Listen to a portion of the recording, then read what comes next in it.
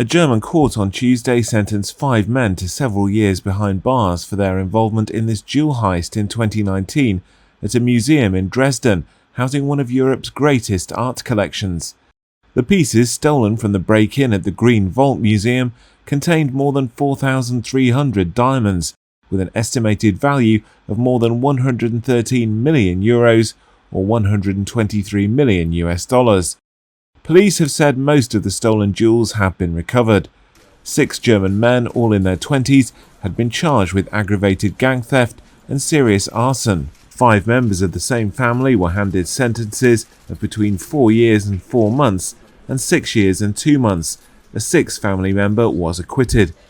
Prosecutors said the men had sawn through part of a window grating in advance and reattached it to get into the building as quickly as possible during the heist.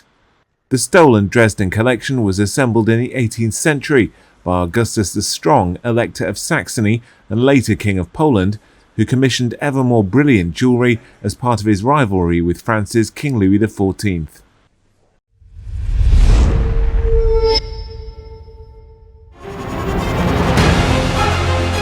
Email exchanges from inside the BBC, they talk about the risk of violating Indian laws.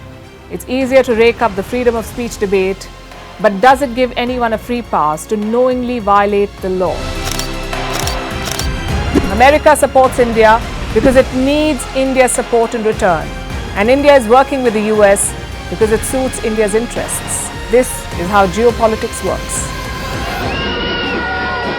Last night he diffused a crisis with his defense minister.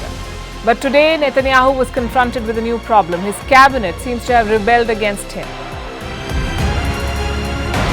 The UK is looking at the Indian subcontinent to fill its coffers. That India seems to be negotiating from a position of power, like a partner and not a former colony.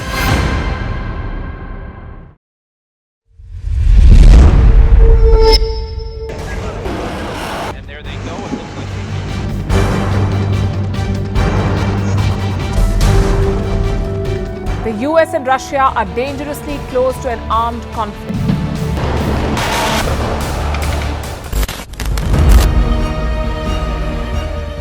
This year, 2023, New Delhi will be the capital of global diplomacy. For a country as diverse as ours, with 88% of the population illiterate, it was a very big deal to write a constitution, and that too, the world's largest.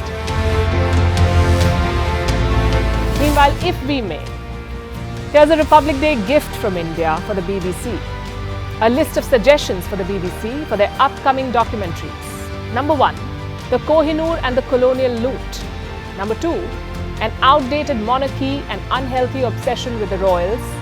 Number 3, racism in 2023. We're waiting.